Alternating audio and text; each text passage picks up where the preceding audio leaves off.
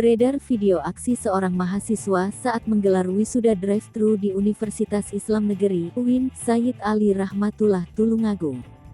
Uniknya, mahasiswa ini menaiki motor gede alias moge, hingga melakukan prosesi potong rambut yang dilakukan oleh sang rektor kampusnya sendiri.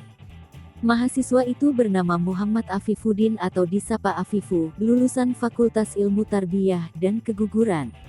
Afifu mengatakan awal ide ia menaiki moge ini karena melihat gaya rambut gondrongnya bak seperti anak geng motor. Rambut gondrongnya dipotong langsung oleh rektor kampusnya sendiri, Prof. Dr. Maftuhin.